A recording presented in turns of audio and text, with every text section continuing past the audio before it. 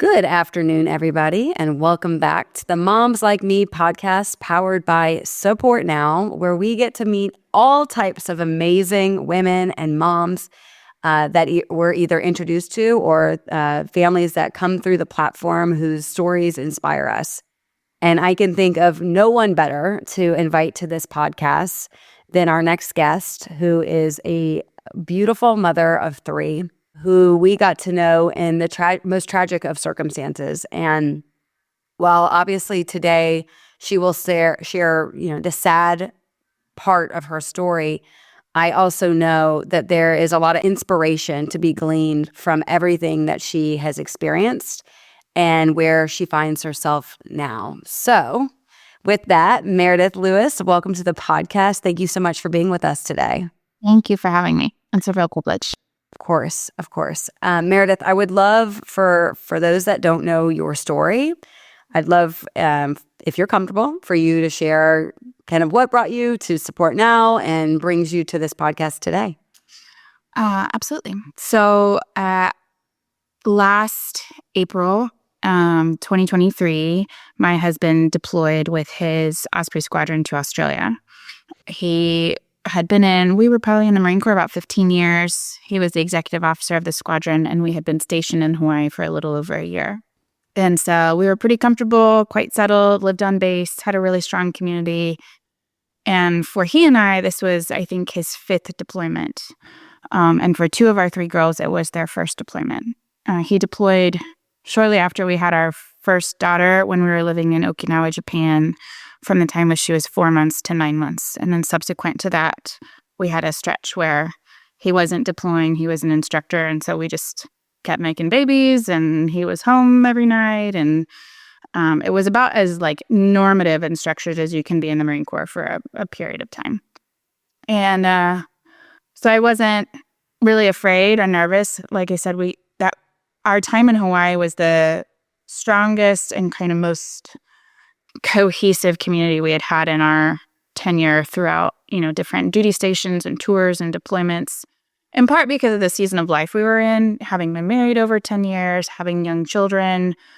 And so I had found an incredible support group of other moms who had kids that were similarly aged. We were homeschooling at the time. We had a really strong church community. So there were just a lot of foundational elements in place that made me think, okay, this deployment it's just another check in the box. We've done it. There's nothing to be afraid of. He's going to a first world country. He's going to an allied country. It's not a combat zone. This is going to be a cakewalk. So fast forward to August, 4 months into a 6 month deployment. He texted me on a Saturday morning in Hawaii. Darwin, Australia is 19 and a half hours ahead of Hawaii. So he was waking up Sunday morning his time. And for the duration of the deployment, Sunday was a no-fly day. It was always reserved for maintenance. And so he texted me that morning, said, "Hey, good morning, beautiful." And I asked him, I said, "Are you headed into church?" And he said, "No, we're flying today." And I thought it was a little odd. Normally he was really good about giving me a heads up if the schedule was changing or if he specifically was going to fly. But his verbiage said, "We are flying today." And so I responded and I said, "Are you flying?" Just out of curiosity. And he never responded, which I didn't think anything of at the time because of the nature of his position. His office door was always open. People were always barging in. He was, running in and out of meetings all the time. So I just thought, he got pulled into something. The girls and I had a really beautiful Saturday. Great standard day in Hawaii. They're always postcard perfect. And we were walking back to our base house from a park that evening, and I looked down at my phone, and it was just blowing up with phone calls and text messages from all of the younger wives in the squadron, of whom I was the oldest, right? Matriarch. And so I called back the first number that I had missed. And she said, "What do you know? What do you know? My husband's flying today. I know he's flying today. What have you heard?" And I was like, "What are you talking about? What is going on?" And she's like, "An Osprey went down in Australia. An Osprey was down. An Osprey crashed." I was like, whoa, whoa, whoa, whoa, whoa. I said, "Let me get home. Let me check the headlines. Let me make some phone calls." The longer you're either the service member or married to a service member, I think regardless of your rank, regardless of your job, you will experience mishaps and like the worst of possible nightmare situations. And so many of them get blown out of proportion. The news misrepresents them. Narratives aren't controlled. The rumor mill kind of goes nuts. And I've learned that often it's not as bad, as the news or media would want you to believe. But more than that, the powers that be keep a really, really tight grip on communication. And so one of the ways that they protect that is they will confiscate everybody's cell phones or turn off internet communication. And it's called going River City. That's what they'll call it on deployments. We're going to go River City for 72 hours, no comms outbound. And so I just started trying to get back to as many wives as I could. I was like, stop calling. They cannot answer. They're not going to call you. The less you hear, the better it is. I get home, I check all the headlines, and the news really knew nothing, but they were reporting U.S. Osprey goes down, no casualties, no fatalities, no casualties, no fatalities, 20 Marines exit Osprey. And I was like, it's a hard landing.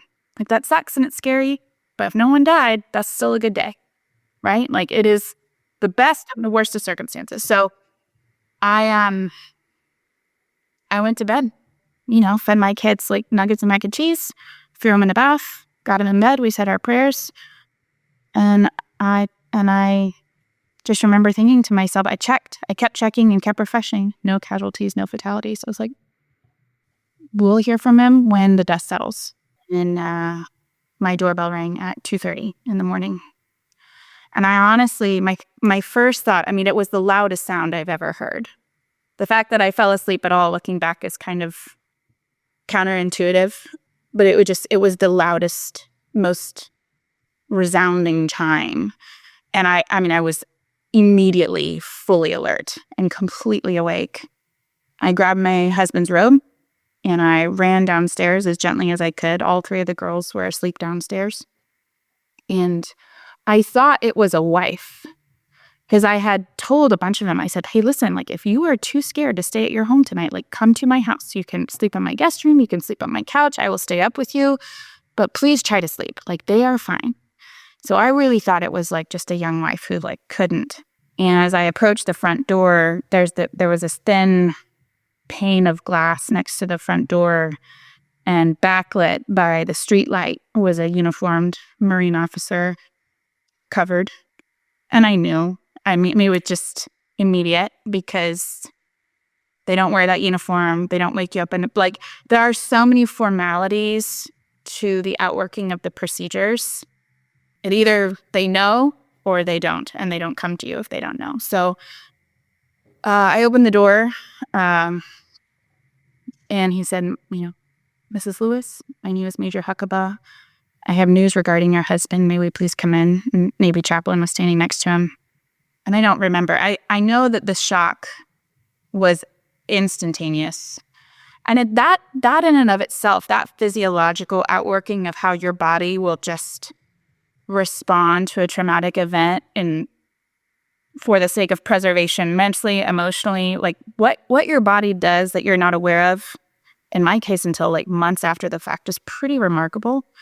So I have memory, but not, it's very kind of sparse. It's pocketed, what I remember and what I don't. But I remember very vividly taking them back upstairs and sitting on the couch and then just said there was a mishap. There are Marines unaccounted for. And they gave me an acronym that I had never heard. That basically was kind of this, it was called Dustwind, I think. They were we're waiting to figure out where he is. Where do you mean? Where do you think that he could be? I was he wasn't even supposed to be flying today. So I no, he's on the manifest, but we're waiting for DNA results. So what should have tipped me off, right? If you're waiting on DNA results, then someone has not survived. But in the moment, I just remember thinking why do you need DNA results if you don't know where he is? So the language, I felt really bad, not in the moment. Later, I just felt so bad for the people who have to come and deliver that kind of news to you, because this isn't necessarily what they're trained to, right? Every Marine officer is on call to be a casualty affairs coordinating officer, CACO. right? So in the event that month that something happens, you suit up and then you get a script and you learn how to be a Keiko as you're going through it. So this poor schmuck didn't come having done this before, having delivered this kind of news before. He had been on island like all of 6 months. He didn't know who my husband was. Not that he should have, but there was just, there was no context for him. Right. But all that to say, he is still one of my favorite people on planet Earth. He's really, really one of the best. So I was very fortunate that he was selected. He took extraordinary care of the girls and I, and worked really, really hard as an advocate, especially early on, because it was a fire hose of information, not only for him, but for us, obviously. And early on, it was information that was constantly changing and being updated or modified, so it was really hard to keep a lot of the details straight. Meredith, what do you remember about telling the girls? I waited until later that afternoon, when my youngest, Ellie, was 2 at the time. She went down for a nap. And that night when I was getting the girls ready for bed, they were like, "Wow, Mommy, why are so many people calling you?" I said, "Well, there was a Osprey accident in Australia, and we don't know if people are hurt, and we don't know who was flying." I said, "But a lot of the families are scared, but," I said, "we're going to pray. I don't think anybody's hurt. I think we're okay. We're going to go to bed." Subsequent to that, the next day, Ellie was sleeping. We had lunch, and 2 of my closest friends were over, showed up in the middle of the night and then stayed with me and suggested, they're like, "Look, don't tell them right away when they wake up. Let's go to the beach. Let's have a beautiful morning together. Let's just like slow roll normalcy," which was so wise because it was a really beautiful morning. So I put each of my big girls on either side of me, and my best friends, Jamie and Sydney Bunce, were there. Jamie's also an Osprey pilot, and Sid I had known since she was a girlfriend. I said, "Girls, do you remember the Osprey accident Mommy told you about?" I said, "Yeah, did someone get hurt?" I said, "Yeah." And I paused. I said, "The good news is that we know Daddy's with Jesus." And my eldest immediately started crying. She was 6. And my middle looked at me. She said, "Wait, Daddy's in heaven for real life?" I said, "Yeah, baby. He is in heaven for real life right now." I said, "And that's good. Like, we know that to be true, and that is better." I said, "But it's just really hard inside for us right now." So Lydia, my eldest, just wept and had like really big questions and big concerns immediately. I mean, she's a 6-year-old, but with like the mind of an 85-year-old. Like, she's just this old soul. And she's like, "When do we have to move? How long can we stay? Do you have to get a job?" Like, in her mind, the implication was nothing can stay the same. Everything is different immediately, And Nora, my middle, who was 4 at the time, it was, I think looking back now, I can see that the way that the shock affected her, she and my husband had a particularly unique and special bond. She got up very calmly. She grabbed her blanket and her daddy doll, which we had gotten them like Hug a Hero daddy dolls for Christmas a couple months before. And she went and got in my bed and fell asleep. And she probably hadn't napped in like 2 years. So she just shut down. So it was terrible. And I don't know. Looking back, I'm like, should I have done it different? Could I have done it better? Should I have done it individually? Should I have done it? And I don't know. I don't know how you do it. A year later, I'm like, I don't know what I would have done different. I didn't know what to expect. I didn't know to expect that they both wouldn't start crying. Yeah. Well, and just like that officer, no one tells you how to deliver news like this. That's not in the mom handbook. No. So I'm just so it's so moving. In the way you describe it, like I can truly like visualize it in my head. It's powerful. Mm. How hard was it to allow yourself to grieve while also having to protect your girls? I don't know that I felt like I had bandwidth to grieve until like February, to be honest. I joked about this for a long time, even when nothing in my life has been like hard or traumatic. I just have a very delayed response time to change. I get real task oriented. Like when there's kind of a heightened level of stress, my vision gets real focused on like what are the action steps? What can I do? How do I produce not productivity for productivity's sake, but like how do I gain momentum towards getting on the backside of whatever this is? How do we get the dust to settle more quickly? And so that was Sunday. The 27th of August was a Sunday.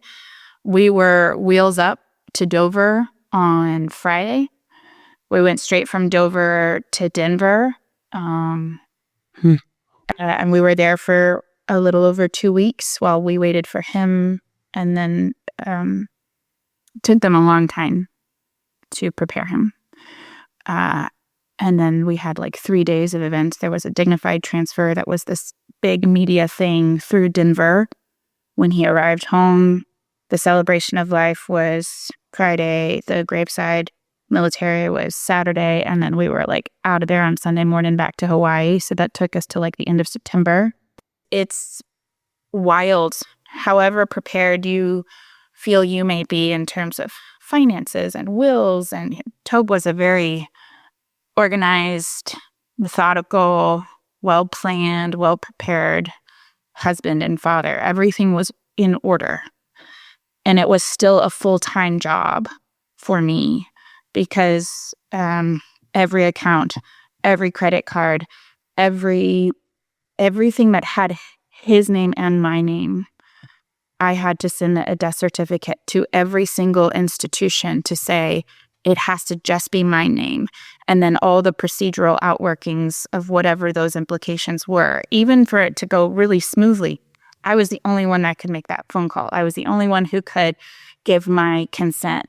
And I had even, gotten my dad, I think, a power of attorney thinking, okay, we're going to two-time this, right? He can help me in this area and then I'll do this. And still there were just so many, and that's not a complaint. It's just, you're the only decision maker left, really. No matter how much people want to help you, like it has to be your word. It has to be your voice. It has to be your fingerprint.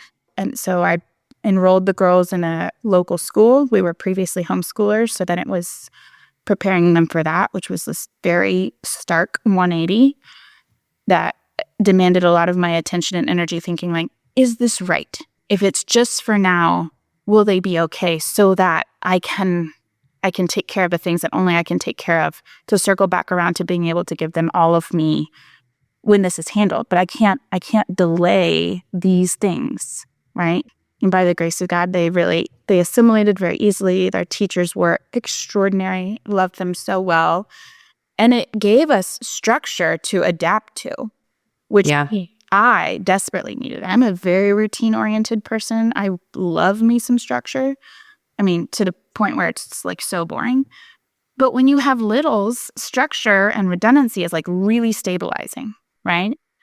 And when your world gets pulled out from under you and you really don't know how long you're going to be allowed to stay in your home or where to go or, where you belong, that was a big part of feeling frozen. Was he was the only man I'd ever dated, or marriage I'd ever been a part of. He was a Marine from the day that I married him. Like the Marine Corps community was like all we knew in terms of identity and belonging and how to exist. We'd always lived on bases. I was like, I don't know how to go back to being a civilian, and I have zero desire to do it. I was like, I don't know how I transfer with all of this life experience that's really unique, really nuanced. This is all my girls know. I was like, guys walking around with the same haircut and the same uniform. Like, how does that translate? Where do we go fit in? I want to pause you for a second, because one of the things that's really striking to me as I listen to you talk is I think the perception of grief to most people is a woman or a man curled up in a ball, crying for days and days and days. And I think what you're highlighting is a really important point around what grief can look like.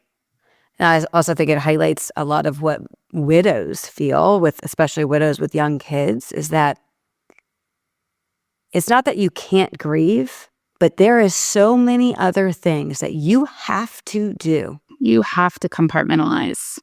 Again, you're doing such a beautiful job of describing what you actually went through.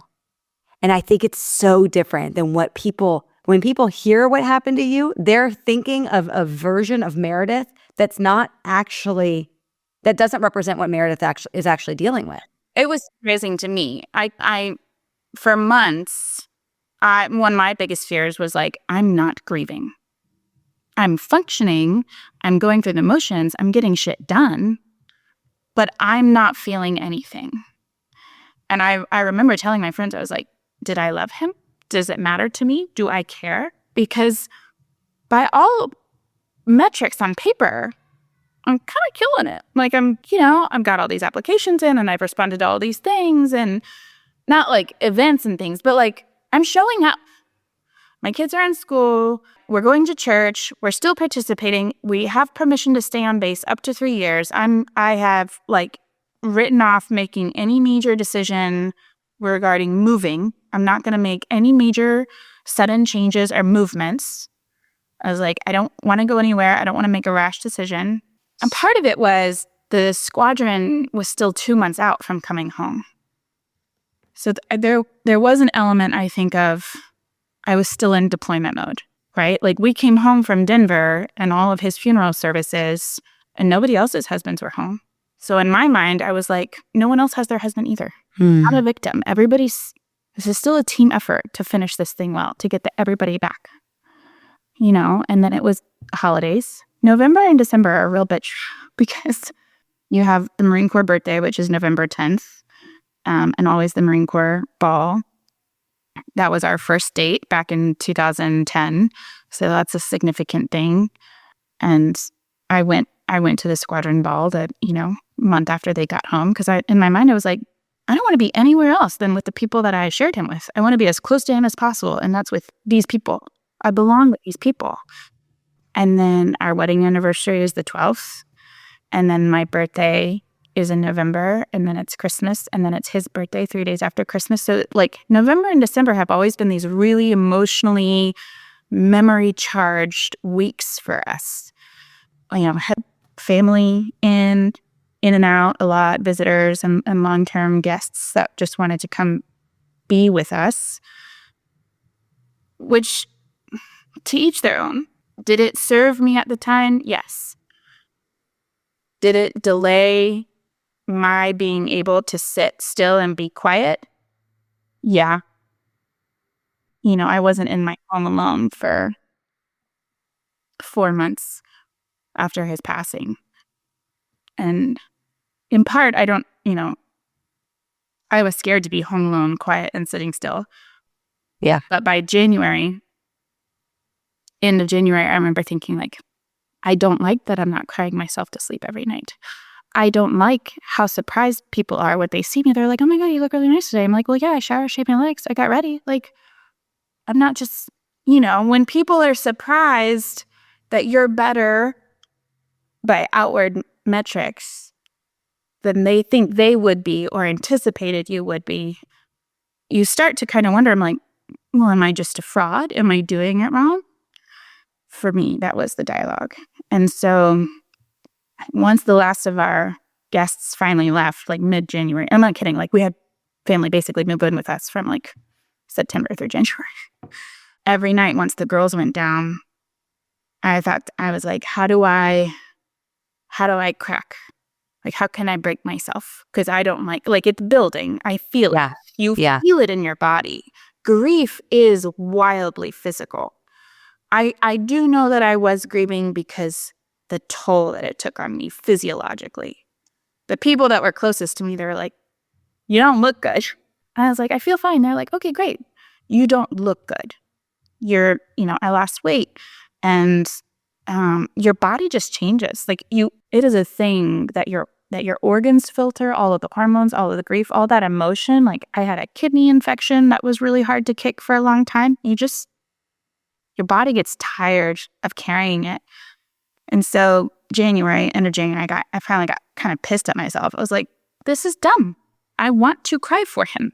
And so I got on YouTube and I just systematically went through every single news report I could find from breaking.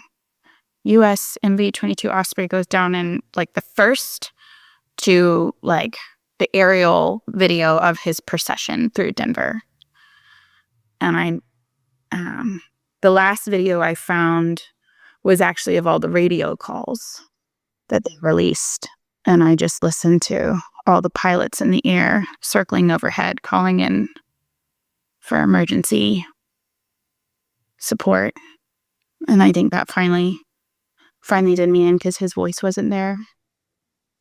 Yeah. It broke the dam. Yeah. Do you feel like you've actually begun the process of healing? Or are you still in the busyness and the over-functioning kind of tendency to just go, go, go? Yes. It's yes. It's to both. Part of it is because I think the propensity to be busy, to be aware of what needs to be done, what hasn't been, tended to, trying to anticipate what needs to be done so I don't get behind. That's habitual. At some point, you do it because it's better than sitting quietly still alone in your home. And it also has to be done at some point, and there's no one else to take those reins, right? Part of it is it's the tension of I'm the only one that there is to handle it. And it gives me purpose. It gives me structure. It is some form or standardization of, hey, look, I'm doing it. That's what I think that's the hardest part of grief for me has been not only is it not linear, there was nothing about, and still to this day, nothing about the progression or succession of the ebbs and flows or the eddies of grief that I have found myself in that makes a lick of sense to me. When I get trapped over here or when I'm freed up and feel really alive. Not because I don't miss him, but because when we dropped him off at the hangar in April, the girls and I helped him carry in like all his sea bags. We took a picture in the hangar all together. He's in his uniform.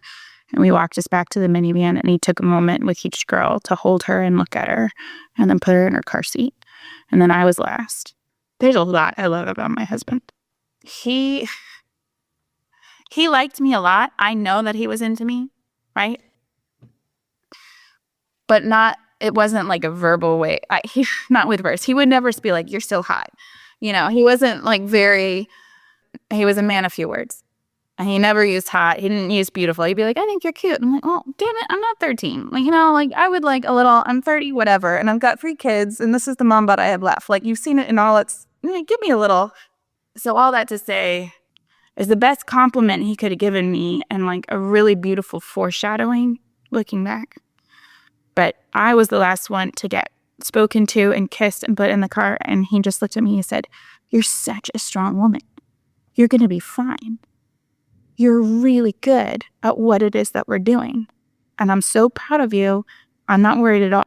And so for all the years that we were married and all the times he would get frustrated at me about how bad I was at receiving a compliment from him, which I would exhort every wife. If your husband makes the effort to speak life into you, he will stop if you don't say, thanks, baby. I hear you, and it matters, and I'm going to let it take root. They will stop if you don't let it land somewhere. Like, that was a fight we had at one point. Because especially for the man who is not verbal, it takes a lot more vulnerability and effort for them to offer that up. And so one time he chided me a little bit. He's like, listen, I'm saying it because I mean it, and words matter, and you act like you don't care. So I heard him, and I know that he meant it, and we taught, we obviously spoke over the course of the 4 months that he was deployed. Yeah. But that send-off will always stick with me.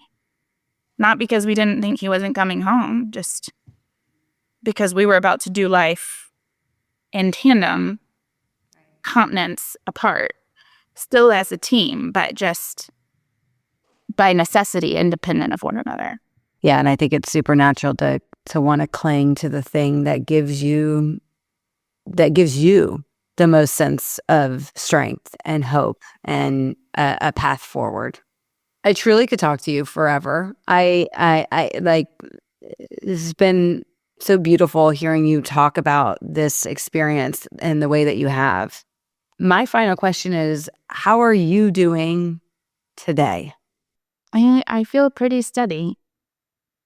I wouldn't say I'm like thriving, just because I'm so used to moving. I'm good at moving, and I'm good at establishing a new home and, adapting to a new place. And I usually give myself like 6 to 9 months to be really like, this place sucks, and like, and work that out of my system till I like find the grocery store I like and find the best route to this coffee shop and, at least have some semblance of people I start recognizing in places that we frequent.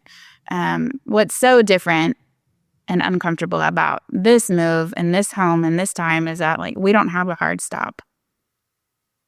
Every other time we've moved, you have this guarantee of like, okay, well, you're going to be in receipt of orders in like, 2 years, and then you're 6 months out before your move. And so you're never anywhere for more than 2 to 3 years. And I love the change and the adventure and kind of just that get out of jail free card, right as you start to enter some awkward like first fights with mom friends, or like you say the wrong thing at the Christmas party, you're like, no worries, we're not gonna be here next Christmas. Like, it's really that's what is so disconcerting to me is like, I don't know how to put down like deep roots, and I don't know that I want to.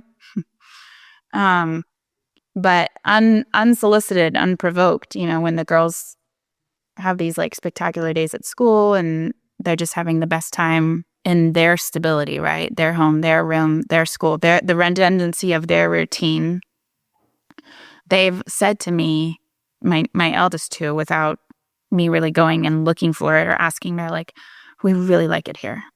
We feel, my eldest, she's like, I'm so settled. I'm so glad to be settled. I'm like, so on the one hand, I'm like, thank you, Lord, that despite me, they don't sense in me how restless I am, or that it's not dependent on all the ways I feel like I'm falling short in creating stability for them, that they have found stability. That to me is what quells sadness or fear about just the lack of change or the lack of diversity or anticipating like the next thing.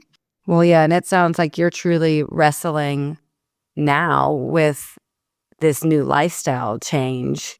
It's not just the fact that you're doing it alone. It's the fact that your life you'll never be able to approach that life the same. I mean, I suppose you could, but it's not going to be through the lens of someone saying it's time for you to, so you're having to get comfortable with the idea of permanence. Yes. Yeah. And it's also, it's interesting to, I, by label, was always a civilian, right? I was just a dependent of a service member. But I never considered myself a civilian. And now really living in like suburbia in a big city where everyone's a commuter or working from home, I see in faces of people I meet, like, they don't know what to do with me.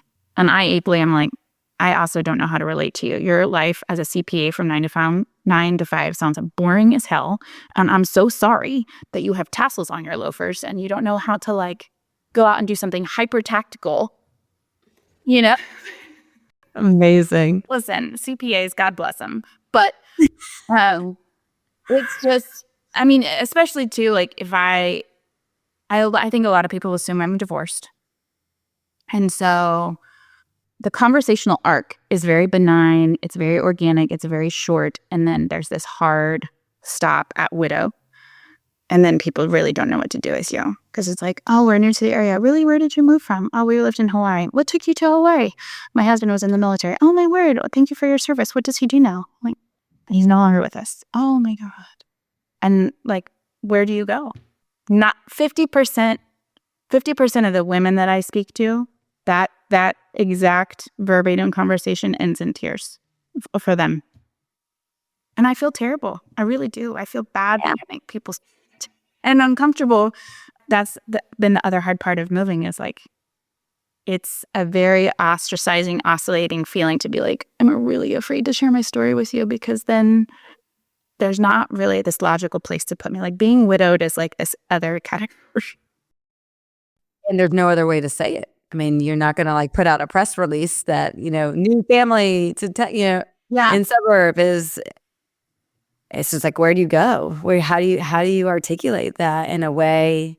Because I'm sure it's not super fun for you to be able to have to share that. And it sounds like you're projecting already what they're going to feel. And so that might affect like how many people you want to talk to and open up to. Because like, do I want to go there today? I mean, it's complicated. It's layered. Especially when the girls are with me. Sometimes the elevator speech, I'm like, I really want to be kind and responsive to someone who strikes up a conversation, right? Or like if we try a new church or whatever the case may be. But if my kids are with me, I'm like, I mean, it's not like they don't know, but how often do they have to hear it repeated and then be given the look of pity and sympathy by someone that, you know what I mean? Like, I don't need them constantly feeling like they also are these pariahs, Yeah, no, it's tricky. It's tricky. And you also don't want them to feel, you want them to grieve and to honor him in their own way and other people's emotions towards that, towards what happened. You don't want that to begin to creep in to become their narrative. They might be in a great place with him and how they're choosing to honor him. And so having to see that, I mean, everything you're talking about right now, I respect so much. Like, this is the honest conversation about grief. This is the important conversation, because what you see on social media, what you hear and read, even like anecdotally or in books, it's the platitudes. And what you're sharing today is the reality. And I'm looking at a woman that you just shared with us what grief really is as a mom, or what it can be as a mom. And so it's just a wonderful reminder, I believe, to supporters and to communities that want to show up to, first of all, don't be so allured by the way someone looks, because there's a lot more that might meet the eye. And I wrote down what you said. You have a delayed response time to things. I do, yeah. That's a real thing. And I think one widow told me her husband was killed in an Osprey accident a couple of years ago. Actually, my husband was her husband's instructor. So we didn't know each other at the time, but it's a sweet overlap. And I think I confided in her. I never met her in person, just via like Facebook or some such. I was like, I don't cry myself to sleep every night. And that concerns me. And she's like, because there are so many decisions that are immediate. And it's hard to discern which ones are immediate and which ones feel urgent, but actually can be delayed. Like being able to decipher and not only delegate, but just have the clarity of thought about each and every decision, whether it's whatever the case may be. She said shock is a really excellent shield. And I found that to be true. I mean, I'm not kidding when people are like, when you start grieving, or your question earlier, it's like, it really was February. Like, I think the residual effects of shock really gave me 6 months. Sorry to interrupt, but it was just so sudden. I think this is also where nuance in loss is so important. And again, none is easier than the other, but it is very different. If you have a cancer diagnosis and there are weeks and months where you are on that journey and you can see and anticipate, that's a different type of hard, but it's different. Right. Than what you experience, which is the knock at the door. And especially because, and a lot of people don't know this, I flew down to Australia the week before to see him. I had just been with him for like barely 72 hours. It was a real last minute, spur of the moment, spontaneous thing. He was participating in an air show as the demo pilot at this like big to-do on the Gold Coast of Australia. And he was like, "Do you want to come down? We won't tell anybody." I was like, "For sure. Yeah." So that was one thing I told the Keiko when he was sitting in my living room was I was like, "I just saw him. Like, I know you're not supposed to know that. I know I wasn't supposed to go, but I literally, like, I just saw him and he was fine." Well, Meredith, you are amazing. So real. I am so confident that there are people out there that are listening that can find a lot of inspiration from what you've shared and just the realness of it all, the authenticity of it all. And in some ways, the thing that's so striking to me about this conversation is just how in it you still are. I mean, you're still so early in the journey. And so things are changing, obviously, constantly, just given the realities of establishing a new normal. But what a delight to finally meet you. And thank you. Like, thank you for being willing to talk about this, because this is really where I think this is where the rubber meets the road. This is where people can truly understand what it feels like, so that they can better show up for the people that they love. And then just as a final note, we were honored to play a very small role in Meredith's journey through Support Now and helping to shield, all that support, whether that was money, meals, volunteers, prayer. And so if anyone out there is experiencing something similar and needs help with providing that shield, Yeah. Please consider Support Now. And It was instrumental, that website and that organization, and just the cohesive, singular place where communication could be easily sought, dispensed, updated. Like, that was just a game changer. It was one less, just the coordinating efforts that were consolidated in that one spot were incredible. Not for me, but for everyone who used the tool on my behalf. Yeah. It was such a gift. Of course. All right, Meredith, thank you so much. Wishing you well this holiday season. Thanks.